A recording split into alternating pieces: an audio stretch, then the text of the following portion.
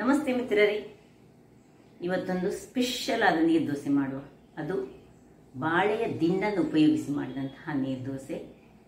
ಹಾಗಾದರೆ ಇದನ್ನು ಹೇಗೆ ಮಾಡುವುದು, ಇದಕ್ಕೆ ಏನೆಲ್ಲ ಸಾಮಗ್ರಿಗಳು ಬೇಕು ಎಂದು ನೋಡುವ ಮೊದಲು ಯಾರೆಲ್ಲ ನನ್ನ ಚಾನಲನ್ನು ನೋಡ್ತಿದ್ದೀರಿ, ಯಾರೆಲ್ಲ ಇನ್ನೂ ಸಬ್ಸ್ಕ್ರೈಬ್ ಮಾಡಿಲ್ಲ, ದಯವಿಟ್ಟು ಸಬ್ಸ್ಕ್ರೈಬ್ ಮಾಡಿ, ಸಪೋರ್ಟ್ ಮಾಡಿ ಅಂತ ಹೇಳುತ್ತಾ, ಈ ಬಾಳೆಯ ದಿಂಡಿನ ದೋಸೆ, ಬಾಳೆಯ ದಿಂಡಿನ ಆರೋಗ್ಯಕರ ಅಂಶಗಳು ನಿಮಗೆಲ್ಲರಿಗೂ ಗೊತ್ತಿರುವಂತಹದ್ದೇ. ಡೈಜೆಷನ್ ಪ್ರಾಬ್ಲಮ್ ಇರುವವರು ಇದನ್ನು ಹೆಚ್ಚಾಗಿ ಬಳಸಬೇಕು. ಬನ್ನಿ, ಈ ಬಾಳೆಯ ದಿಂಡಿನ ನೀರು ದೋಸೆಯನ್ನು ಹೇಗೆ ಮಾಡುವುದು ಎಂದು ನೋಡೋಣ. ಮಿತ್ರರೇ, ಇವತ್ತು ಈ ಬಾಳೆಯ ದಿಂಡನ್ನು ಬಳಸಿ ಸಮ್ಮರ್ ಸ್ಪೆಷಲ್ ಒಂದು ದೋಸೆ ಮಾಡೋಣ. ಈಗ ಇಲ್ಲಿ ಒಂದು ಸಣ್ಣ ಬಾಳೆ ದಿಂಡು ಸಾಕಾಗ್ತದೆ. ಇಲ್ಲಿ ಸ್ವಲ್ಪ ಮಜ್ಜಿಗೆಯ ನೀರನ್ನು ರೆಡಿ ಮಾಡಿಕೊಟ್ಟಿದ್ದೇನೆ. ನೋಡಿ, ಈ ಲೋಟದಲ್ಲಿ ನಾನು 2 ಲೋಟದಷ್ಟು ಅಕ್ಕಿಯನ್ನು ಒಂದು 6 ಗಂಟೆಗಳ ಕಾಲ ನೆನೆಸಿಟ್ಟಿದ್ದೆ. ನಿನ್ನೆ ರಾತ್ರಿ ನೆನೆಸಿಟ್ಟಿದ್ದೇನೆ. ನೆನೆಸಿಟ್ಟು ಬೆಳಿಗ್ಗೆ ಬಂದದ್ದು ಇದನ್ನು ಗ್ರೈಂಡ್ ಸೀದಾ ಮಾಡಿಯೇ ಬಿಟ್ಟದ್ದು. ನೋಡಿ, ಗ್ರೈಂಡಿಂಗ್ ಮಾಡಿದ್ದೇನೆ. ಸ್ವಲ್ಪ ಉಪ್ಪನ್ನು ಹಾಕ್ಕೊಂಡು ಗ್ರೈಂಡ್ ಮಾಡಿಟ್ಟುಕೊಂಡಿದ್ದೇನೆ. 4-5 ಗಂಟೆಗಳ ಕಾಲ ನೆನೆಸಿಟ್ಟರೆ ಸಾಕಾಗ್ತದೆ. ದೋಸೆಯ ರೈಸ್, ಯಾವುದೇ ರೇಷನ್ ರೈಸ್ ಸಹ ಕೆಲವರು ತಿರ್ತದಲ್ಲ, ಅದು ಸಹ ಆಗ್ತದೆ. ಅಥವಾ ದೋಸೆ ಮಾಡುವಂಥ ರಾ ರೈಸ್, ಇದನ್ನು ನಮ್ಮ ಹತ್ರ ನೀರಿನಲ್ಲಿ ಹಾಕಿ ನೆನೆಸಿಟ್ಕೊಂಡಿರಬೇಕು. ಇದು ರೆಡಿ ಮಾಡಿಟ್ಟುಕೊಂಡಿದ್ದೇನೆ. ನಾನು ಉಪ್ಪು ಹಾಕಿ ರೆಡಿ ಮಾಡಿಟ್ಟುಕೊಂಡಿದ್ದೇನೆ. ಸ್ವಲ್ಪ ತೆಂಗಿನ ತುರಿ ಬೇಕು ನಮಗೀಗ. ಮತ್ತು 1 ಚಮಚದಷ್ಟು ಸಾಸಿವೆ, ಅರ್ಧ ಚಮಚದಷ್ಟು ಜೀರಿಗೆ, ಒಂದು 5-6 ಕಾಳು ಮೆಣಸು, ಸ್ವಲ್ಪ ಒಗ್ಗರಣೆ ಸೊಪ್ಪು, ಇನ್ನು ಒಂದೇ ಒಂದು ಮೆಣಸು. ಹೆಚ್ಚು ಮೆಣಸು ಬೇಕಿದ್ದ ಖಾರ ಬೇಡ, ಇದು ದೋಸೆ ಹೆಚ್ಚು ಖಾರ ಮಾಡಬಾರ್ದು, ಸಮ್ಮರಲ್ಲಿ ಖಾರ ಹೆಚ್ಚು ತಿನ್ನಬಾರ್ದು. ಮತ್ತು ಸ್ವಲ್ಪ ಕೊತ್ತಂಬರಿಯ ಸೊಪ್ಪು. ಈಗ ಮೊದಲಿಗೆ ನಾನು ಈ ಒಂದು ಬಾಳೆಯ ದಿಂಡನ್ನು ಸಣ್ಣದಾಗಿ ಹೆಚ್ಚಿಟ್ಟುಕೊಂಡು, ನೋಡಿ ಇದರೊಳಗೆ ಹೀಗೆ ಹಾಕ್ಕೊಳ್ತೇನೆ. ಎಲ್ಲವನ್ನು ಸಹ ಹೀಗೆ ರೌಂಡಲ್ಲಿ. ನೋಡಿ, ಇದು ಭಾರಿ ಎಳತ್ತು ಸಿಕ್ಕಿದರೆ ಬಹಳ ಒಳ್ಳೆಯದು. ಎಳತ್ತಾದರೆ ದೋಸೆ ಮಾಡಲಿಕ್ಕೆ ಇದು ಭಾರಿ ಚೆನ್ನಾಗಿ ಬರ್ತದೆ. ನೋಡಿ, ಹೀಗೆ ರೌಂಡ್ ಮಾಡಿ ಎಲ್ಲವನ್ನು ಕಟ್ ಮಾಡ್ತೇನೆ. ಮತ್ತೆ ರೌಂಡನ್ನು ಕಟ್ ಮಾಡಿದ ಮೇಲೆ ಇದನ್ನು ವೀಕ್ಷಕರೇ ನೋಡಿ, 1-2 ನಿಮಿಷಗಳ ಕಾಲ ಹೀಗೆ ಇದರಲ್ಲಿ ಇದು ಎಳತ್ತಾದ ಕಾರಣ ಇದರಲ್ಲಿ ಹೆಚ್ಚು ನಾರಿಸಿಲ್ಲ ಮತ್ತು ಹೆಚ್ಚು ಕಣೀರಿನ ಅಂಶಗಳು ಇಲ್ಲ. ಕಣೀರು ಹೇಳಿದರೆ ಚೊಗರ್ ಹೇಳ್ತೇವೆ ನಾವು. ನೋಡಿ, ಇಷ್ಟು ಸಣ್ಣದಾಗಿ ಸ್ವಲ್ಪ ರಫ್ಲಿ ಚಾಪ್ ಮಾಡುವ. ಯಾಕಂದರೆ ನಾವೀಗ ಗ್ರೈಂಡ್ ಮಾಡ್ತಾ ಇದ್ದೇವೆ ಇದನ್ನು, ಅದರಿಂದಾಗಿ ಸ್ವಲ್ಪ ಹೀಗೆ ಸಣ್ಣದಾಗಿ ನಾನು ಹೆಚ್ಚಿಟ್ಟುಕೊಂಡು, ನೋಡಿ ಎಲ್ಲ ಹೀಗೆ ರಫ್ಲಿ ಚಾಪ್ ಮಾಡಿಟ್ಕೊಂಡಿದ್ದೇನೆ. ಈಗ ಇದನ್ನೆಲ್ಲ ಒಂದು ಸಣ್ಣ ಮಿಕ್ಸಿ ಜಾರಿಗೆ ಹಾಕೊಳ್ಳೋಣ. ಸ್ವಲ್ಪ ಉಪ್ಪು, ಯಾಕಂದರೆ ಆಲ್ರೆಡಿ ನಾವು ಈ ರಾ ರೈಸನ್ನು ಗ್ರೈಂಡ್ ಮಾಡುವಾಗ ಚೂರು ಉಪ್ಪನ್ನು ಹಾಕೊಂಡಿದ್ದೇವೆ. ಸ್ವಲ್ಪ ನಾನು ತೆಂಗಿನಕಾಯಿ ಸಹ ಹಾಕೊಂಡಿದ್ದೇನೆ.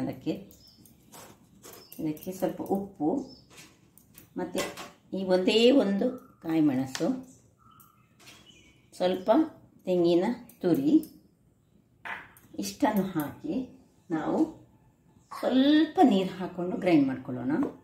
ಇಲ್ಲಿ ನೋಡಿ ವೀಕ್ಷಕರೇ, ಏನು ಚೆನ್ನಾಗಿ ಫೈನಾಗಿ ನಾನು ಈ ಲೋಟದಲ್ಲಿ ಒಂದು ಅರ್ಧ ಲೋಟದಷ್ಟು ನೀರು ಹಾಕ್ಕೊಂಡಿದ್ದೇನೆ. ಸುರಿಗೆ ಸ್ವಲ್ಪ ಹಾಕ್ಕೊಂಡೆ, ಅದು ಗ್ರೈಂಡ್ ಆಗೋದಿಲ್ಲ. ನೋಡಿ, ಒಳ್ಳೆ ಫೈನಾಗಿ ಆಯ್ತು. ನೋಡಿ ಹೇಗೆ ಆಯ್ತು ನೋಡಿ. ಇದು ಹೀಗೆ ಖಾಲಿ ತಿನ್ನಲಿಕ್ಕೆ ಸಹ ಬಹಳ ರುಚಿಕರವಾಗಿ ಉಂಟು. ಯಾಕಂದರೆ ತೆಂಗಿನ ತುರಿ ಮತ್ತು ಎಳೆಯ ಬಾಳೆಯ ದಿಂಡು. ಈಗ ಸ್ವಲ್ಪ ಉಪ್ಪು ಹಾಕ್ಕೊಂಡಿದ್ದೇನೆ. ಇದನ್ನೊಂದು ಇದಕ್ಕೆ ಶಿಫ್ಟ್ ಮಾಡ್ಕೊಳ್ಳೋಣ.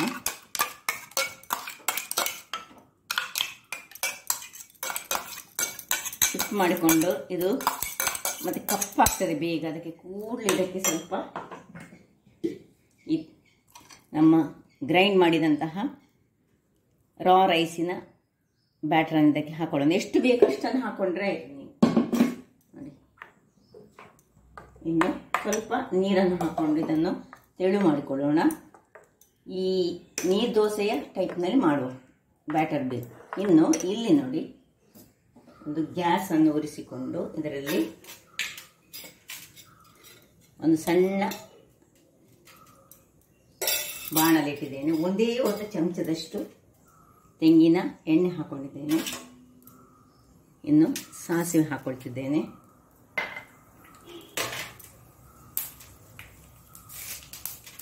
ಸಾಸಿವೆ ಸಿಡಿಯುವಾಗ ಒಂದು 5-6 ಕಾಳು ಮೆಣಸು ಮತ್ತು ಜೀರಿಗೆ ಉರಿ ಸಣ್ಣದಿಟ್ಟುಕೊಳ್ಳಿ.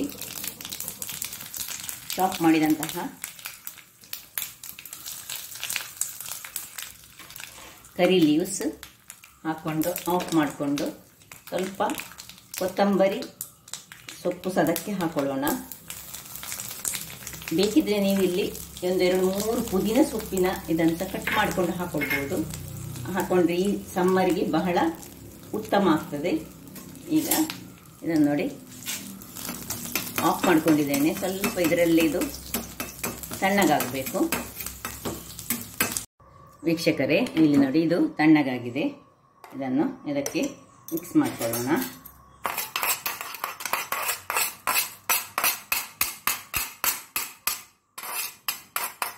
ಬಿಸಿಯಲ್ಲಿ ಮಿಕ್ಸ್ ಮಾಡಿದರೆ ಏನಾಗ್ತದೆ ಹೇಳಿದರೆ, ನಾವು ಸ್ವಲ್ಪ ಈ ಹಿಟ್ಟು ಮೀನು ಉಳಿದಿದ್ದು ಫ್ರಿಜ್ಜಲ್ಲಿ ಇಟ್ಕೊಂಡ್ರೆ ಸ್ವಲ್ಪ ಅದು ಮತ್ತೆ ಸ್ಮೆಲ್ ಬರ್ತದೆ. ಅದಕ್ಕೋಸ್ಕರ ನಾವು ಈ ಒಗ್ಗರಣೆ ಎಲ್ಲ ಕೊಡುವಾಗ ಸ್ವಲ್ಪ ತಣ್ಣಗಾದ ಮೇಲೆ ಇದಕ್ಕೆ ಕೊಡಬೇಕು. ಈಗ ಇದನ್ನು ಸ್ವಲ್ಪ ದಪ್ಪ ಆಗಿದೆ ನೋಡಿ, ಸ್ವಲ್ಪ ನೀರು ಮಾಡ್ಕೊಳ್ಳೋಣ.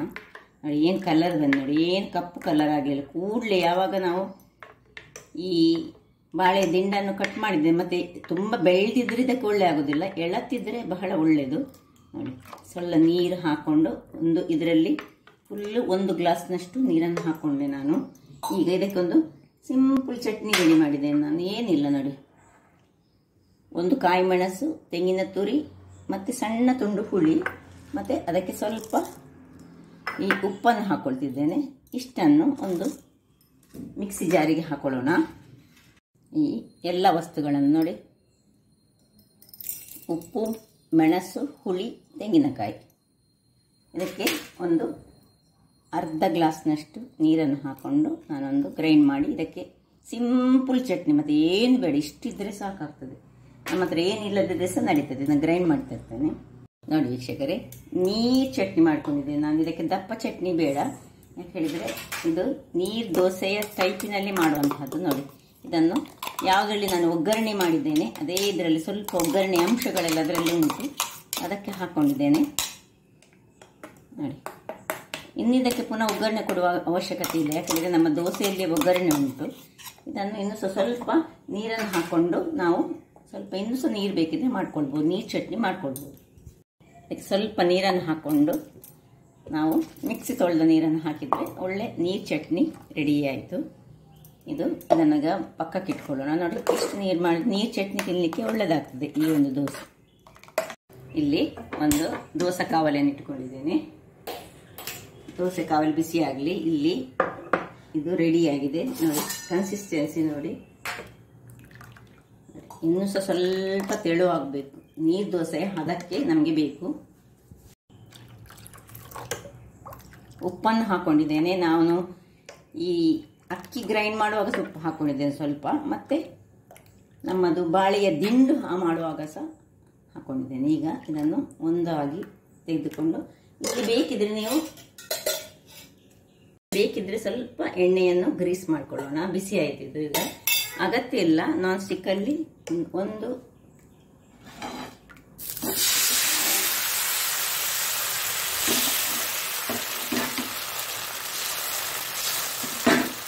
ಹಾಕೊಂಡು ಮುಚ್ಚಳವನ್ನು ಮುಚ್ಚಿಕೊಂಡು ಬೇಯಿಸಿಕೊಳ್ಳೋಣ. ವೀಕ್ಷಕರೇ ನೋಡಿ, 2 ನಿಮಿಷಗಳ ಬಳಿಕ ಇದನ್ನು ತೆಗೆದುಕೊಂಡಿದ್ದೇನೆ. ನಿಮಗೆ ಕ್ರಿಸ್ಪಿ ಬೇಕಿದ್ರೆ ಇನ್ನೂ ಸ್ವಲ್ಪ ಹೊತ್ತು ಇಟ್ಕೊಂಡು ಮಾಡ್ಬೋದು, ಇಲ್ಲದಿದ್ದರೆ ಇಷ್ಟು ಹೊತ್ತಿನಲ್ಲಿ ನೋಡಿ ತೆಗೆದುಕೊಳ್ಬೋದು. ಕ್ರಿಸ್ಪಿ ಆದರೆ ಕ್ರಿಸ್ಪಿ ಒಳ್ಳೆ ಕಾಯ್ತಾ ಬಂತು. ನಾವು ನೀರು ದೋಸೆ ಹೀಗೆಲ್ಲ 4 ಫೋಲ್ಡ್ ಮಾಡಿ ಮಾಡುವಂಥದ್ದು.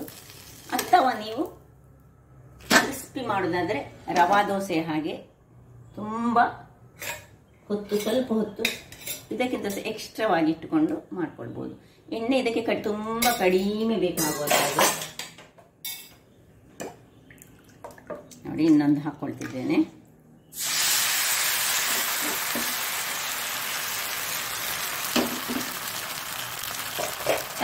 ಇನ್ನು ಮುಚ್ಚಿಟ್ಟುಕೊಂಡು ಬೇಯಿಸ್ಕೊಳ್ಳೋಣ. ಮಿತ್ರರೇ, ಇಲ್ಲಿ ನೋಡಿ 2ನೇ ದೋಸೆಯನ್ನು ನಾನು ಸ್ವಲ್ಪ ಕ್ರಿಸ್ಪಿಯಾಗಿ ಮಾಡಿಕೊಂಡಿದ್ದೇನೆ. ನೋಡಿ ಹೇಗೆ ಬಂದಿದೆ ನೋಡಿ. ಈ ರೀತಿಯಾಗಿ ಸಹ ನಾವು ಮಾಡ್ಕೊಳ್ಬೋದು, ಹೀಗೆ ಸಹ ಮಾಡ್ಕೊಳ್ಬೋದು. ಅಥವಾ ಖಾಲಿ ದೋಸೆಯಾಗಿ ಸಹ ಮಾಡ್ಕೊಳ್ಬೋದು. ನೋಡಿ, ಎಣ್ಣೆ ಹಾಕದೆ ಸಹ ಮಾಡ್ಕೊಳ್ಬೋದು. ಯಾವ ರೀತಿಯಲ್ಲಿ ಸಹ ಇದನ್ನು ಮಾಡ್ಕೊಳ್ಬೋದು. ಒಳ್ಳೆ ಚೆನ್ನಾಗಿ ಬರ್ತದೆ. ಹೀಗೆ ಮಾಡಿಕೊಂಡು ಎಷ್ಟು ದೋಸೆ ಸಹ ನಾವು ಮಾಡ್ಕೊಳ್ಬೋದು. ನೋಡಿದ್ರಲ್ಲ ವೀಕ್ಷಕರೇ, ಇಲ್ಲಿ ನೋಡಿ, ಇದನ್ನು ಹೀಗೆ ಇದು ಕ್ರಿಸ್ಪಿಯಾಗಿ ಸಹ ಉಂಟು. ಇಲ್ಲಿ ನೋಡಿ ಹೀಗೆ ಬಂದಿದೆ. ಎಷ್ಟು ತೆಳು ನೋಡಿ, ಎಷ್ಟು ತೆಳುವಾಗಿ ಸಹ ಉಂಟು. ಹೀಗೆ ಸಹ ಮಾಡ್ಕೊಳ್ಬೋದು. ಹಾಗಾದರೆ ನೋಡಿದ್ರಲ್ಲ ವೀಕ್ಷಕರೇ, ಯಾವ ರೀತಿಯಲ್ಲಿ ಒಂದು ಬಾಳೆಯ ದಿಂಡಂತೂ ಆರೋಗ್ಯಕ್ಕೆ ಬಹಳ ಉತ್ತಮ.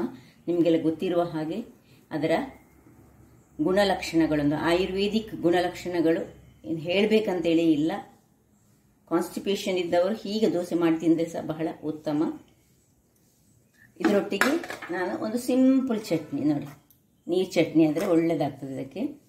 ಇದಕ್ಕೆ ಬೇಕಿದ್ರೆ ನೀವು ಕೊತ್ತಂಬರಿ ಸೊಪ್ಪು ಹಾಕ್ಬೋದು, ಅಥವಾ ಪುದೀನ ಸೊಪ್ಪು ಹಾಕೊಂಡು ಸಹ ಮಾಡ್ಬೋದು, ಅಥವಾ ತಿಮರೆ ಇದ್ದರೆ, ಬ್ರಾಹ್ಮಿ ಎಲೆ ಇದ್ದರೆ ಅದನ್ನು ಸಹ ಹಾಕ್ಕೊಳ್ಬೋದು. ಚಟ್ನಿ ಒಟ್ಟಿಗೆ ತಿನ್ನಲಿಕ್ಕೆ ಇದು ಬಹಳ ಉತ್ತಮವಾಗಿರ್ತದೆ. ಅದು ಹೀಗೆ ಹಾಕ್ಕೊಳ್ಬೇಕು, ತಿನ್ನಬೇಕು. ಹಾಗಾದರೆ ನನ್ನ ಈ ಕುಕಿಂಗ್ ಚಾನಲ್ ನಿಮಗೆ ಇಷ್ಟ ಆದರೆ ಬೋಳೂರು ಸುವರ್ಣ ಚಾನಲನ್ನು ಲೈಕ್ ಮಾಡಿ, ಶೇರ್ ಮಾಡಿ ಹಾಗೂ ಸಬ್ಸ್ಕ್ರೈಬ್ ಮಾಡಿ ಹಾಗೂ ನನ್ನ ಇನ್ಸ್ಟಾಗ್ರಾಮ್ ಪೇಜನ್ನು ಫಾಲೋ ಮಾಡಿ. ಧನ್ಯವಾದಗಳು.